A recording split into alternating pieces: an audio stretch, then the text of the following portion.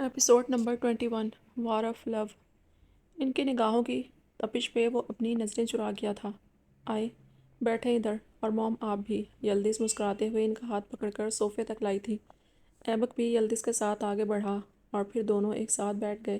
یلدز کے پاس باتیں تو بہت تھیں اور ایبک شرمندہ تھا۔ یلدز کے والدین سے اب تک کوئی گلہ اور دشمنی نہیں رہی تھی جب سے اس کا یلدز کے لیے محبت سے بھر گیا تھا۔ تب سے وہ جھک گیا تھا اپنی محبت کے لیے، یہاں تک کہ وہ ڈینیز سے بھی مزید زبان درازی اور بے رخی نہیں کر سکا تھا۔ اس لیے دونوں کے معاملات کافی بہتر ہو چکے تھے۔ ایبک اور یلدز کو فون کر کے ان کی خیریت پوچھتا رہتا تھا وہ۔ مسز میکس نے اپنے داماد کو دیکھا تھا، لمبا چوڑا، ہینڈسم اور سب سے زیادہ اہم بات وہ آئس لینڈ کا آنے والا بادشاہ تھا۔ یقیناً یلدز کے لیے بہتر تھا، ابھی وہ اس کی نگاہوں میں شرمساری دیکھ چکی تھی، تبھی وہ اسے مخاطب کر گئی تھی۔ کیسے ہو ایبک تم؟ ان کی بات پہ وہ اچانک چونک گیا تھا، پھر انہیں جواب دینے لگا۔ مسٹر میکس نے اپنی بیوی کو مایوسی سے دیکھا تھا۔ وہ کہہ کر آئے تھے کہ جو ان کی بیٹی کو تکلیف دے گا اسے وہ کبھی معاف نہیں کریں گے۔ میں ٹھیک ہوں آنٹی، ایبک لب بھیج کر رہ گیا۔ یلدز نے اس کی طرف مسکرا کر دیکھا، وہ اس کی ہمت تھی اور محبت بھی۔ ڈیڈ اور مام ہم دونوں ٹھیک بھی ہیں اور بہت خوش بھی۔ یلدز نے اپنا ہاتھ ایبک کے ہاتھ کو مضبوطی سے پکڑ لیا تھا، اس کے چہرے پہ خوشی تھی سارے جہانوں کی اور چمک بھی۔ مسز میکس تو اپنی بیٹی کو دیکھ کر پرسکون ہو گئی تھی اور مسٹر میکس بھی ایک نظر یلدز کے اور ایبک کے ایک دوسرے سے لپٹے ہاتھ کو دیکھ کر خاموش ہو گئے، اور ان کی بیٹی خوش تھی، انہیں اور کیا چاہیے تھا۔ ایبک تم نے جس طرح پہلے میری بیٹی کو تکلیف دی ہے، امید ہے اب دوبارہ کوئی ایسا قدم نہیں اٹھاؤ گے۔ تبھی مسٹر میکس مضبوط آواز میں ایبک کی آنکھوں میں جھانک کر بولے تھے۔ ایبک ان کی بات پہ پشیماں ہو چکا تھا۔ انکل اور آنٹی، مجھے بھی آپ سے ایک بات کرنی ہے، میں آپ سے معذرت چاہتا ہوں، میری وجہ سے آپ کو کافی پریشانی کا سامنا کرنا پڑا، اور اب میں یلدز سے محبت کرتا ہوں اور اس کے لیے خود کی جان بھی داؤ پہ لگا سکتا ہوں، آپ فکر مت کریں۔ وہ مضبوط اور نڈر آواز میں بولا تھا، اس کے سبز گہری آنکھوں میں بہتی یلدز کے لیے محبت دیکھ کر مسٹر اور مسز میکس دونوں پرسکون اور آرام دہ ہو چکے تھے۔ اس میں کوئی شک نہیں، تمہاری محبت کی جنگ نے ہی یلدز کو زندہ رکھا ہے، مسز میکس بولیں تو یلدز اور ایبک دونوں مسکرا دیے۔ ہم نے تاخیر سے سیکھے ہیں محبت کے اصول، ہم نے تاخیر سے سیکھے ہیں محبت کے اصول، ہم پہ لازم ہے تیرا عشق دوبارہ کر لیں، یہ بھی ممکن ہے تجھے دل سے بھلا دیں ہم، یہ بھی ممکن ہے تجھے جان سے پیارا کر لیں۔ پہلے معافی مانگو گے، پھر تم یہاں سے جاؤ گے اور بغیر کہیں بھاگے وہیں رکو گے، خاموشی کے ساتھ اٹھ جاؤ۔ وہ سرگوشی میں اس کی آنکھوں کو جادوئی اثر بخش رہا تھا۔ ویٹر بغیر شور کے اٹھ گیا اور ہینڈی سے معذرت کرنے لگا، پھر سیدھا کچن میں چلا گیا جہاں پہ سارے کھانے وغیرہ کا انتظام ہو رہا تھا۔ وہ چپ تھا اور خاموش، کسی نے بھی اس بات کو محسوس نہیں کیا۔ ڈینیز جلدی سے ہینڈی کی طرف مڑا تھا جس کی آنکھوں میں ہلکی سی نمی تھی۔ ڈونٹ وری، ادھر آؤ، تمہیں اوپر چھوڑ کر آتا ہوں۔ وہ اس کی طرف بڑھا تھا اور بغیر اسے سمجھنے کا موقع دیے اسے باہوں میں اٹھا چکا تھا۔ وہ شوق سے رہ گئی، پھر لوگوں کی مسکراتی نگاہوں نے اسے کان کی لو تک سرخ کر دیا تھا۔ اسے بہت شرمندگی ہو رہی تھی، وہ خود بھی چل سکتی تھی، مگر ڈینیز نے بغیر اسے بتائے فوراً اسے اٹھا گیا تھا۔ سمر کی آنکھوں نے اس منظر پہ کرچیاں بھر دی تھیں۔ وہ آنکھوں میں چبھن لیے ڈینیز کو ہینڈی کو اٹھائے باہر بڑھتے دیکھ رہی تھی۔ اس کا جسم غصے سے کانپ اٹھا، تبھی ساتھ کھڑا ثاقب پریشان ہو گیا تھا۔ اس کا دل کرتا تو ڈینیز کو اس منظر سے ہی غائب کر دیتا۔ ڈینیز آہستہ سے ہال سے نکل گیا اور اب اس کا رخ ایلیویٹر کی جانب تھا۔ وہاں پہنچ کر اس نے ہینڈی کو اٹھائے رکھا۔ کیا ضرورت تھی سب کے سامنے اس حرکت کی؟ ہینڈی اب کسی کو نہ پا کر ڈینیز کی طرف دیکھ کر گھورتے ہوئے بولی تو ڈینیز نے بمشکل اپنی مسکراہٹ ضبط کی۔ کیا مطلب ہے؟ تمہیں چوٹ لگ گئی تو تمہاری مدد کرنا میرے لیے ضروری تھا، آخر تم میری ذمہ داری پہ یہاں آئی ہو۔ وہ سنجیدہ سا بولتا ہوا نگاہ اس پہ ٹکا گیا۔ ہینڈی کو اس کی گرم سانسیں اپنے منہ پہ پڑتی محسوس ہوئی تھی۔ وہ سٹ پٹا کر نگاہ جھکا گئی۔ ڈینیز 30ویں فلور پہ پہنچنے کے بعد باہر آتا، روم کارڈ کو سوائپ کرتے ہینڈی کے روم میں داخل ہوا اور اسے بیڈ پہ بٹھایا۔ ابھی تمہارے لیے بینڈیج لے کر آتا ہوں، وہ کہنے لگا تو ہینڈی اس بات میں سر ہلا گئی۔ ویسے اسے چوٹ اتنی زیادہ تو نہیں آئی تھی، مگر ڈینیز کی کیئر کرنا اسے اچھا لگ رہا تھا، اور پھر وہ فرسٹ ایڈ باکس لائے، اس کی پٹی کرنے لگا۔ خون کی بوند پہ اس کے چہرے کی رنگت بگڑی تھی، آنکھوں کے گرد سے ابھرنے لگی تھی۔ تبھی وہ تیزی سے واش روم میں چلا گیا۔ ہینڈی کو اس کا رویہ عجیب لگا، اچانک بیٹھے بیٹھے اسے پتہ نہیں کیا ہو جاتا تھا۔ ڈینیز نے واش روم میں اپنے منہ پہ چھینٹے مار کر خود کو مطمئن کیا تھا۔ وہ کافی حد تک انسانوں کی دنیا میں رہنے کی عادت ڈال چکا تھا اور اب وہ کسی کو نقصان نہیں پہنچانا چاہتا تھا۔ تازہ دم ہونے کے بعد وہ باہر آیا تو ہینڈی بینڈیج کر چکی تھی۔ اچھا میں چلتا ہوں، ڈائریکٹر صاحب سے بات کر کے جلد آ جاؤں گا۔ ویسے بھی انہیں بنا بتائے آنا پڑا۔ اس کی بات پہ ہینڈی کو بے ساختہ سمر کی نظریں یاد آ گئی تو اس کا منہ پھول گیا۔ ظاہر ہے اتنی خوبصورت لڑکیاں آئی ہوئی ہیں، تمہارا کہاں دل لگ رہا ہوگا یہاں خالی بیٹھنے کا؟ وہ اس میں چوٹ کر کے منہ پھلا گئی تھی۔ ڈینیز فی الحال اس سے بات نہیں کر سکتا تھا، اسے ویٹر والا مسئلہ بھی سلجھانا تھا، اس لیے بنا جواب دیے باہر نکل گیا۔ اتنی اکڑ! ہینڈی تو تب کر رہ گئی تھی۔ اس کے روم سے باہر نکلتے ہی مسکراہٹ بدل کر غضب بن چکی تھی۔ تیز طوفان جیسا غصہ اس پہ غالب آ چکا تھا، آنکھیں سرخ ہونے لگی اور ان میں جنونیت چھانے لگی تھی۔ اس کے قدم سنگ دلانہ تھے، انداز خطرناک، ہاتھوں کو سختی سے مضبوط مٹھی کی شکل میں دیے وہ ایلیویٹر میں تیزی سے گھسا تھا۔ اس کی ڈارک براؤن آنکھیں بپھرے ہوئے شیر جیسی تھی جو اپنے شکار کو پانے کے لیے تڑپ رہی ہوں، جبکہ باریک ہونٹوں پہ شیطانی مسکراہٹ تھی۔ آخری فلور پہ آتے ہی اس کے قدم زمین پہ دب دب کی آواز پیدا کرتے ہال کی جانب بڑھ رہے تھے۔ غصے کی طغیانی نے اس کا دماغ معاف کر دیا تھا، جسم میں شعلے سے نکل رہے تھے۔ ہال میں قدم رکھتے کسی نے بھی اس کی جانب نہیں دیکھا تھا، سب اپنے اپنے کام میں متوجہ تھے۔ وہ دوربین نگاہ رکھتا لوگوں کو چیرتا کچن کی جانب گامزن تھا۔ سمر اسے اکیلے آتے دیکھ کر تھوڑی خوش ہوئی تھی، اب شاید اس کا کوئی چانس بن سکتا تھا، مگر اسے تیز رفتاری سے ہال کے سائڈ پہ جاتے دیکھ کر وہ چونک گئی۔ کسی انہونی کے احساس نے اسے ثاقب کی طرف دیکھنے پہ مجبور کیا، جو لیپ ٹاپ کھولے اس کی انسٹاگرام پہ آج کی پوسٹ لگا رہا تھا۔ اس ایونٹ میں اس کی کھینچی گئی تصویر کے ساتھ وہ جلدی سے شک و شبہ لیے ثاقب کے قریب آئی تھی۔ ثاقب، اس ویٹر کو تم نے پیسے تو دے دیے تھے نا؟ وہ آہستہ آواز میں اس سے اچانک مخاطب ہوئی تو ثاقب کی چلتی انگلیاں ساخت ہوئی تھیں۔ جی مس۔ وہ اس کی پریشان نگاہوں کو دیکھ کر حیران ہوا، آخر سمر کو ٹینشن کس بات کی تھی؟ ڈینیز ابھی ہال کے اس سائڈ پہ گیا ہے، مجھے لگتا ہے اسے شک پڑ گیا ہے اور وہ اس ویٹر سے تفتیش کرنے گیا ہے۔ تم نے کام تو پکا کیا تھا نا؟ وہ دانت چبا کر اب ذرا حاکمیت لیے بولی تھی تو ثاقب کو اپنا گلا خشک ہوتا محسوس ہوا۔ یس، اب پریشان مت ہو، وہ جلدی سے بولا تو سمر نے نخوت سے اسے دیکھ کر اپنی جگہ پہ واپس آ گئی اور اب اس کی چہرے پہ وہی پرانی مسکراہٹ تھی۔ ڈینیز نے کچن میں قدم رکھتے ہی اس ویٹر کو ایک خاص جگہ پہ رکھے پایا تھا۔ وہ کسی غیر مرئی نقطے پہ نگاہ جمائے خاموش تھا۔ ڈینیز کے لبوں پہ تمسخرانہ مسکراہٹ چند پل کی تھی، پھر وہ تیزی سے اس کی جانب بڑھا تھا۔ کچن میں کام کرتے سب لوگوں نے اس کی جانب حیرت سے دیکھا تھا۔ ہوٹل کی انتظامیہ کے علاوہ کسی کو بھی اندر داخل ہونے کی اجازت نہیں تھی، مگر یہ انسان کون تھا جو یوں بنا اجازت کے دھڑام سے اندر گھس آیا تھا؟ تم سب یہاں سے نکل کر پیچھے چلے جاؤ۔ اس کی سپاٹ گرجدار آواز سے سبھی جادوئی اثر کچن کی پچھلی طرف چلے گئے اور ڈینیز نے اپنے قدم اس ویٹر کی جانب اٹھائے تھے۔ کس نے تمہیں اس لڑکی پہ الکوہل ڈالنے کا کہا؟ وہ اس کی آنکھوں میں اپنی آنکھیں گاڑے پوچھ رہا تھا۔ ایک آدمی آیا تھا، اس آدمی نے تم سے کیا کہا؟ ڈینیز کی سرد آواز دوبارہ کچن میں گونجی، جبکہ اس کی آنکھوں اور کنپٹی کی نسیں آہستہ آہستہ باہر کی طرف ابھرنے لگیں۔ اس کا مطلب کہ وہ ضبط کھوتا جا رہا تھا۔ اس آدمی مجھے پیسے دیے اور کہا کہ اس لڑکی کے سوٹ پہ ڈرنک کرا دینا۔ وہ کوئی انجان آدمی تھا، وہ ہپنوٹائز زیر اثر بولتا جا رہا تھا۔ ڈینیز کے لمبے ناخن نکلنا شروع ہو چکے تھے، وہ آہستہ قدموں سے اس کی طرف بڑھنے لگا تھا۔ ابھی تمہیں میں اتنی تکلیف دوں گا کہ تم محسوس کر کے بھی چلا نہ سکو گے، سمجھ گئے؟ اس کی آواز بے تاثر و بھاری تھی۔ سب سے پہلے تو تم نے ڈرنک کرائی، جو بالکل بھی اچھا کام نہیں تھا۔ وہ اپنے لمبے ناخن اس کی کنپٹی پہ رکھتا بولا تو شخص ڈر کے زیر اثر کانپ رہا تھا۔ ڈینیز نے اپنا ناخن حرکت میں لاتے ہوئے اس کے سینے تک لایا اور زوردار چھید کرنا شروع ہو گیا۔ مختلف قسم کے گڑھے بننے لگے اور اس کے جسم سے خون کی دھاڑ تیزی سے نکل کر ڈینیز کے منہ پہ پڑنے لگی۔ وہ شخص خاموش تھا، مگر اس کا سرخ چہرہ اور آنکھوں سے رواں آنسو پہ ڈینیز پہ یہ ثابت کر رہے تھے کہ وہ ہوش میں تھا، مگر وہ بول نہیں سکتا تھا، اونچی آواز میں رو نہیں سکتا تھا اور نہ ہی مزاحمت کر سکتا تھا۔ ڈینیز کچھ دیر بعد مطمئن سا پیچھے ہٹا تھا۔ اور اس کے بعد تم نے سب سے بڑی غلطی اسے چھونے کی کی، تو اس کی سزا تو کچھ زیادہ ہی بڑی ہونی چاہیے۔ وہ آس پاس دیکھتا اس بے آواز زندہ مورتی سے مخاطب تھا، جس کی شرٹ لال ہو چکی تھی۔ ڈینیز کو اس کا گندا خون اپنے اندر نہیں اتارنا تھا، وہ شخص اس قابل بھی نہیں تھا۔ گوشت کے ساتھ پڑی تیز دھار چھری چاقو کو دیکھ کر اس کی آنکھیں چمک اٹھی تھیں۔ مجھے افسوس ہوگا، تم آئندہ کسی کو بھی چھو نہیں سکو گے۔ مصنوعی دکھ سے سر ہلاتا وہ اس کے ہاتھوں پہ کٹ لگا چکا تھا۔ اس کے ہاتھوں کی محسوس ہڈیاں ٹوٹنے لگیں اور پھر خون کی مقدار فرش پہ بڑھنے لگی۔ اس وقت ڈینیز پہ جنون طاری تھا۔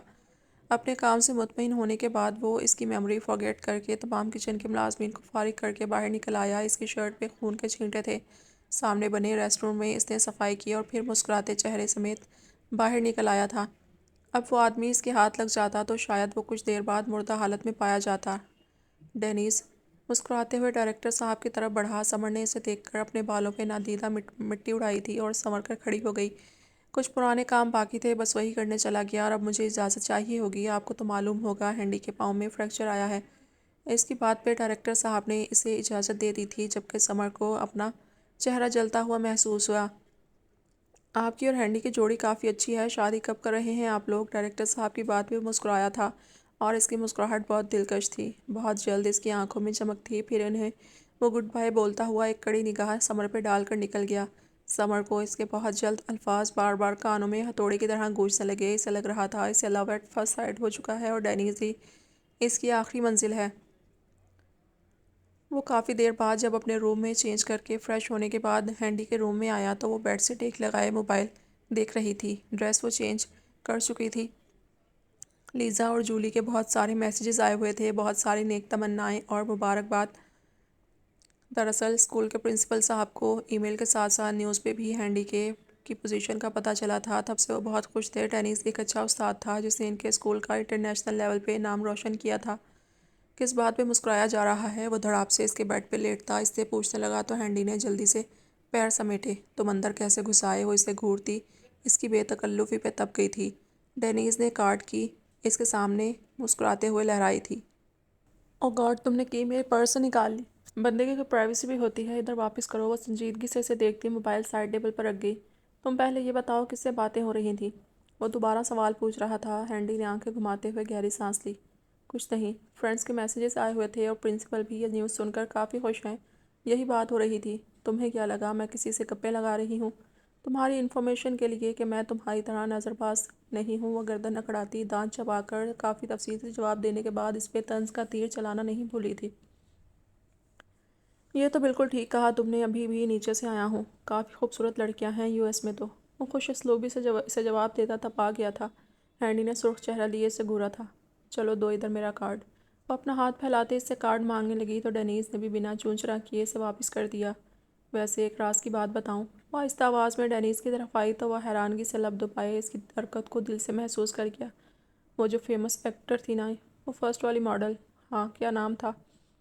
ہاں سمر، وہ تمہیں بڑے غور سے دیکھ رہی تھی، لگتا ہے اسے تم کافی پسند آئے ہو۔ اس کی آہستہ آواز پہ ڈینیز نے بمشکل ہنسی روکی تھی۔ اسے اس معاملے میں کوئی دلچسپی نہیں تھی، وہ تو بس ہینڈی کو دیکھ کر اس کی رگ ظرافت بھڑک اٹھتی تھی۔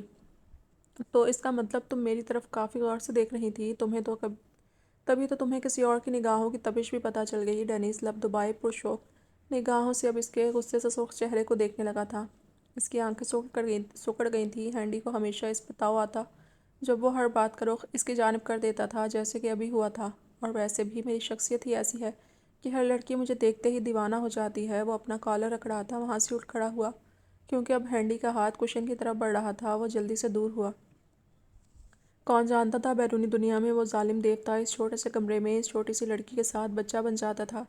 اس کو سن لیں تو سبھی درد سکون لگتے ہیں، جانے کس دھن سے وہ لفظوں کو ادا کرتے ہیں۔ سمر اس وقت نائٹ ڈریس میں ڈریسنگ ٹیبل کے سامنے بیٹھی اپنے برہنہ بازو پہ لوشن لگا رہی تھی۔ کچھ ہی دور ثاقب روز کے معمول میں بزی لیپ ٹاپ اور ساتھ کمپیوٹر پہ مختلف اشیاء ٹائپ کر رہا تھا۔ یہ اس کی روز کی روٹین تھی۔ وہ اس کا اسسٹنٹ تھا۔ اب تو اسے اس سب کی عادت ہو چکی تھی کہ ذرا سی غلطی پہ وہ خوفزدہ ہونے لگتا، کہیں سمر اسے نوکری سے ہی نہ نکال دے۔ اس کے مطابق سیکرٹری کو گھڑی کی طرح ہر وقت ساتھ رہنا چاہیے، جیسے کہ اب وہ ساتھ ساتھ کام کرتا اس پہ بھی ایک آدھ نظر ڈال لیتا۔ رات 10 بجے تک تو وہ مختلف پروگرامز اور سمر کی مختلف میٹنگز کو اس کے کہنے کے مطابق ترتیب دیتا تھا۔ پھر اس کے بیڈ پہ لیٹنے کے بعد وہ بھی کام ختم کر کے آہستہ قدموں سے روم سے نکل جاتا۔ ثاقب نے پھر سے نگاہ اس کی طرف اٹھائی تھی۔ وہ ایسی ہی تھی، بے نیاز، جیسے ابھی اپنے بازو پہ لوشن لگانے کے بعد گردن پہ اپنے نرم ہاتھ چلا رہی تھی۔ اس کی نرم شفاف سراہی دار گردن پہ نظر دوڑانے کے فوراً بعد وہ نظر جھکا گیا۔ اس کا دل دھڑکا تھا۔ یہ وقت جتنا خوبصورت تھا اتنا ہی اس کے لیے ظالم بھی ثابت ہوتا تھا۔ وہ ساری رات سو نہیں سکتا تھا، بس اسے سوچتا رہتا، اس کے وجود کی مہک میں کھویا رہتا۔ یوں وہ ہر رات ضبط کے رستے سے گزرتا۔ اس کا حشر سامانیہ لیے وجود اس کو سونے نہیں دیتا تھا، اور کسی مرد کا یوں ضبط آزمانا سمر کے علاوہ آتا ہی کسے تھا؟ اس کی عادت تھی سبھی پہ اپنی خوبصورتی ظاہر کرنے کی، جیسے چاند خوبصورت۔ مگر میلوں کے فاصلے پہ وہ اپنا کام ختم کرنے کے بعد سامنے پڑی فائل کو کھول بیٹھی۔ ہینڈی کے سارے ڈاکیومنٹس اس کے سامنے تھے۔ غریب گھرانے سے تعلق، اقام سے لڑکی۔ آخر ڈینیز کو اس میں نظر کیا آیا تھا کہ وہ اسے دیکھ تک نہیں رہا تھا؟ وہ اس سے اتنی کم خوبصورت تو نہیں تھی۔ ہینڈی کے سارے ڈاکیومنٹس دیکھنے کے بعد اسے گھن سی آئی۔ غریب لوگ تو اسے بالکل بھی پسند نہیں تھے، غربت کے مارے ہر وقت بلکتے اور مسکین صورت لیے راستہ روکتے۔ اب اس کے ہاتھ میں ڈینیز کے ڈاکیومنٹس تھے۔ اس کے چہرے پہ انجانی خوشی لپکی تھی۔ اب وہ ڈاکیومنٹس کھول رہی تھی۔ سرد ہوا نے اس کے چہرے کو چھوا۔ اس کی آنکھوں میں دلچسپی تھی، لیکن یہ دیکھ کر اسے حیرانگی ہوئی تھی۔ ڈینیز کا کوئی بھی بیک گراؤنڈ نہیں لکھا ہوا تھا، نہ فیملی، نہ ہسٹری، نہ ایج، بس نام اور پروفیشنل اسٹیٹس۔ وہ بھی چند مہینے پہلے کا۔ اب غصے سے ڈریسنگ ٹیبل سے کھڑی ہوئی تھی اور اس کی خوشیلی آواز کمرے میں گونجی کہ ثاقب کے ہاتھ کپ کپا کر رہ گئے۔ ثاقب! وہ اس کا نام ٹکڑوں میں بانٹتی چبا کر بولی۔ ثاقب کو یہ نام بہت پیارا لگتا، اگر یہی نام وہ پیار سے بولتی، لیکن ابھی وہ گھبرا کر فوراً کھڑا ہوا تھا۔ جی میم، وہ منمنا کر بولا۔ یہ کیا طریقہ ہے؟ ڈینیز کی کوئی انفارمیشن نہیں؟ اس کا بیک گراؤنڈ کوئی چیز؟ کیا یہ اتنا مشکل کام تھا جو تم سے نہیں ہو سکا؟ وہ قدم پہ قدم چلتی اس تک آئی تھی۔ ثاقب نے اپنے قد سے نہایت چھوٹی مگر اکڑو قسم کی اس لڑکی کو دیکھا تھا، پھر نگاہ جھکا گیا۔ اس کے نائٹ ڈریس ہمیشہ اسے سرخ کر دیتے تھے۔ میم، بہت کوشش کرنے کے باوجود بھی اس کی پرسنل انفارمیشن نہیں نکال سکے۔ بہت سے سافٹ ویئر یوز کیے اور کئی ڈپلیکیٹ ایڈریس بھی مینشن تھے، مگر پتہ چلانے پہ معلوم ہوا کہ وہاں ڈینیز تو رہتا ہی نہیں، وہاں کسی اور کا قیام ہے، اور وہ شخص کچھ پراسرار سا ہے۔ اس کی کوئی بھی انفارمیشن نہیں مل سکی۔ وہ آہستہ آواز میں بتا رہا تھا۔ سمر نے اسے ناپسندیدہ نگاہوں سے گھورا۔ ٹھیک ہے، کل سے ہمارا اسی ہوٹل میں بکنگ کروا دو اور میرا سامان وہاں شفٹ کر دو۔ جب تک ڈینیز وہاں رہے گا اس پہ نظر رکھنی ہوگی، ساتھ ہی اس کے قریب میں رہ سکوں گی۔ وہ بول کر بیڈ کی طرف بڑھی تھی۔ ثاقب سر ہلاتا باہر کی طرف بڑھ گیا۔ اب اسے سامان شفٹ کرنا تھا۔ سمر اپنے پرسنل US ہاؤس میں رہتی تھی، ہوٹل میں رہنا اس کی شان کے خلاف تھا، لیکن آج اس نے یہ قدم بھی اٹھا لیا تھا۔ دروازے پہ بار بار دستک نے ہینڈی کو اٹھا دیا۔ روم میں نظر دوڑانے پہ اس نے وقت دیکھا 12 بج چکے تھے۔ کیا وہ اتنی دیر تک سو رہی تھی؟ وہ حیرت انگیز تاثرات لیے فوراً اٹھی۔ اس کا پاؤں بہتر تھا، اس لیے وہ جلدی سے دروازے تک آئی تھی۔ دروازے کے سوراخ سے اسے ڈینیز کھڑا نظر آیا تو وہ دروازہ کھول گئی۔ کیا ہوا؟ تم فون کیوں نہیں اٹھا رہی، نہ دروازہ کھول رہی ہو؟ ناشتہ بھی اسکپ کر دیا؟ تم ٹھیک تو ہو؟ وہ ایک دم سے پریشان چہرہ لیے سوال پہ سوال کرنے لگا۔ ہینڈی نے آنکھیں رگڑتے ہوئے اپنے بال یونی میں باندھے اور واش روم میں گھس گئی۔ ڈینیز اس کا سوجا ہوا چہرہ اور لال آنکھوں سے اندازہ لگا گیا کہ وہ ابھی تک سوئی ہوئی تھی، اور بیڈ شیٹ بھی بکھری ہوئی تھی۔ وہ گہرا سانس لیتا سامنے صوفے پہ بیٹھ گیا۔ جب وہ فریش ہو کر آئی تو ڈینیز کو انتظار کرتے پایا۔ آج وقت کا احساس ہی نہیں ہوا، اتنی نیند آئی ہوئی تھی۔ وہ سستی سے چلتے ہوئے ڈائننگ ٹیبل پر بیٹھ گئی۔ اچھا، اب بتاؤ، لنچ کے لیے کال کر دیتا ہوں، وہ ٹیلی فون اٹھا کر بولا تھا۔ پھر کچھ دیر بعد لنچ کرنے کے بعد وہ اس سے گھومنے اور شاپنگ کا کہنے لگا۔ ہینڈی، چلو باہر چلتے ہیں، ہم نے اب کون سا دوبارہ کبھی آنا ہے یہاں، اسی بہانے سیر و تفریح کے ساتھ کچھ شاپنگ بھی کر لیں گے۔ وہ اسے قائل کرتا ہوا اٹھ کھڑا ہوا۔ ہینڈی کو نہ جانے کیوں سستی محسوس ہو رہی تھی، نہ چاہتے ہوئے بھی وہ اس کے ساتھ نکل پڑی۔ لاس ویگاس کی خوبصورتی وزٹرز کے لیے مقرر تھی۔ تمام دنیا کے لوگ یہاں کی یہ اسٹرپ دیکھنے اور لوگوں کے جھرمٹ میں پہنچ جاتے تھے۔ رات کو یہ منظر کچھ زیادہ ہی نمایاں ہو جاتا تھا۔ نت نئے اشتہا انگیز کھانے، دنیا کے مختلف سیاحوں کی چہل پہل اور مختلف کھیل یہاں کے سب سے فیمس مانے جاتے تھے، لیکن وہ رات کے بجائے دن کو نکلے تھے، اس لیے گلیوں میں اتنا رش نہیں تھا۔ ڈینیز اور وہ سڑک کنارے چلتے ٹھنڈی ہوا کا مزہ لے رہے تھے۔ دنیا رواں دواں تھی اور ہینڈی کھلی ہوا میں بہت پرسکون محسوس کر رہی تھی۔ پھر وہاں فوڈ اسٹال سے چند اشیاء کھانے کے بعد ان کا رخ مال کی جانب تھا۔ کچھ نیا سامان لینا اور ساتھ دوستوں کے لیے تحفے تحائف بھی لینے تھے، اس لیے ہینڈی کو ڈینیز کا یہاں آنے کا فیصلہ قدرے اچھا لگا تھا۔ یہ چیک کرو، یہ کلر تم پہ کافی سوٹ کرے گا، وہ اوشن کلر کی فراک کو اس کے ساتھ لگاتا بولا۔ ہینڈی کو اس کی پسند بہت اچھی لگی، وہ ہر چیز پہ پرفیکٹ تھا۔ تبھی سمر کو اس آواز پہ ساخت ہو کر مڑنا پڑا تھا۔ وہ سامنے ہی تو کھڑا تھا، اس لڑکی کو لیے اپنے دونوں ہاتھوں کو اس کے کاندھے تک رکھ کے فراک چیک کرتے ہوئے۔ اس کی آنکھوں میں مرچیں سی لگنے لگی تھیں۔ تبھی وہ غصے سے ثاقب کو دیکھنے لگی، جو بنا کچھ بولے خاموش سا اس کے غضب کو سہنے کو تیار تھا۔ ثاقب، دفع ہو جاؤ، جا کر اور پیمنٹ کر کے آؤ۔ میں گاڑی میں ہوں، چبا کر بولتی وہاں سے نکل گئی تھی۔ مزید وہاں رہتی تو شاید ضبط کھو دیتی۔ ثاقب جلدی سے بھاگ کر گاڑی تک آیا تھا، لیکن فرنٹ سیٹ پہ بیٹھنے سے پہلے ہی وہ اسے روک گئی تھی۔ مجھے سیم اسی طرح کا ڈریس چاہیے، جاؤ لے کر آؤ، وہ سپاٹ انداز میں بولی تھی، اور یہ بات ثاقب کے لیے حیرت سے کم نہیں تھی۔ وہ کبھی بھی کسی کی پہنی ہوئی ڈیزائن کو نہیں خریدتی تھی، مگر یہاں پتہ نہیں اس کے ساتھ مسئلہ کیا تھا۔ بہرحال ثاقب کو یہ سب پسند نہیں آیا۔ اس کی مس تبدیل ہو رہی تھی، صرف اس ڈینیز کے لیے جس نے ابھی تک اس سے کلام تو دور نگاہ چاڑ بھی نہیں کی تھی۔ اپنی شاپنگ کمپلیٹ کرنے کے بعد وہ باہر آئے، تبھی کچھ میڈیا والے لوگ وہاں پہنچ گئے۔ پتہ نہیں وہ آئے کس کے لیے تھے، شاید سمر کے لیے، لیکن اسے وہاں نہ پا کر بھی وہ خالی ہاتھ نہیں لوٹے تھے۔ ہینڈی اور ڈینیز پہ نگاہ پڑتے ہی وہ ان کی طرف دوڑے۔ میم، سننے میں آیا ہے آپ جلد ہی اس انڈسٹری میں داخل ہو جائیں گی۔ میم، کیا یہ سچ ہے کہ آپ سمر کو پیچھے کر دیں گی؟ کیا اب ہمیں نئی ماڈل ملنے والی ہے؟ آپ کی عمر کے مطابق یہ بہت بڑا پیشہ ہے۔ آپ کا کیا خیال ہے اس بارے میں؟ کوئی نیا پروجیکٹ جو آپ شروع کرنے جا رہی ہوں؟ مختلف بولیاں، مختلف سوالات۔ وہ تو گھبرا کر ڈینیز کے ساتھ چمٹ گئی تھی۔ ڈینیز کچھ لمحے خاموشی سے برداشت کرتا رہا۔ آخر وہ اس کے لیے چونٹی برابر تھے، لیکن فی الحال اس سے شانت رہنا تھا تاکہ اگلی کارروائی کی جا سکے۔ ویسے بھی وہ ہینڈی کو کوئی تکلیف نہیں دینا چاہتا تھا۔ آپ کے تمام سوالوں کا جواب میں دینے کو تیار ہوں، فی الحال مجھے وقت درکار ہے۔ وہ ایکسکیوز کرتا ہینڈی کو اپنے حصار میں لیے وہاں سے نکل گیا۔ سبھی ان کے پیچھے دوڑے تھے لیکن اس تک پہنچ نہ سکے۔ کیمرے کی فلیشز نے مختلف پکس لی تھی اور اگلے ہی دن وہ خبروں کی زینت بن چکے تھے۔ ہینڈی اور ڈینیز مال میں شاپنگ کے دوران پائے گئے۔ ان کے کپل کو مزید انڈسٹری میں پروجیکٹ کے طور پر لیے جانے کی پیشن گوئی۔ وہ ہاتھ میں اخبار لیے اس تیز تراری کو دیکھ رہی تھی۔ اسے یقین نہیں آ رہا تھا کہ وہ ایسی خبر چھاپ سکتے ہیں، اور سب سے بڑی بات اس کی اور ڈینیز کی تصویر تھی جو ان کے نہایت کلوز ہونے کے دوران لی گئی تھی، جب ڈینیز نے اسے حصار میں لیا ہوا تھا۔ ہینڈی سرخ چہرہ لیے بس نیوز گھورتی رہی۔ کیا ضرورت تھی ڈینیز کو اس کے گرد بازو رکھنے کی؟ اب غلط خبریں پھیلانا میڈیا کے لیے کوئی نیا کام نہیں تھا۔ وہ غصے سے اپنے روم سے نکلی اور زور زور سے اس کے دروازے پہ دستک دینے لگی۔ ڈینیز نے فوراً دروازہ کھولا تھا، مگر اس وقت وہ بکھرے بال لیے پینٹ میں ملبوس تھا۔ ہینڈی کے غصے کی جگہ شرم نے لے لی۔ وہ نظر جھکا گئی اور ہاتھ میں موجود اخبار ڈینیز کی طرف بڑھایا۔ وہ کچھ پل خاموش رہا، پھر اخبار پکڑ لیا اور دروازے سے ہٹ گیا۔ آ جاؤ اندر، وہ اندر جاتے بولا۔ ہینڈی جھجک کر اندر داخل ہوئی۔ زخموں پہ زخم ہی مل رہے ہیں ابھی۔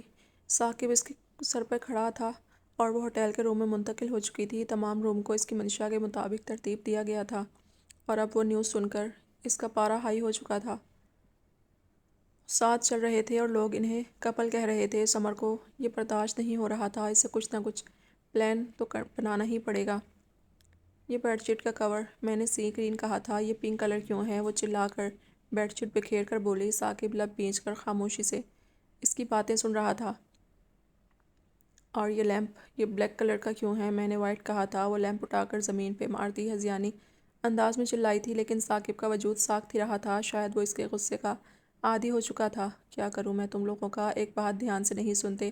وہ اپنے گولڈن بالوں میں انگلیاں پھنسا کر آنکھیں بند کر گئی۔ اس کے سفید چہرے پہ پسینہ ابھر آیا تھا، جبکہ سانسیں بے ترتیب تھیں۔ ثاقب جانتا تھا وہ کچھ دیر بعد خود ہی معمول پہ آ جائے گی۔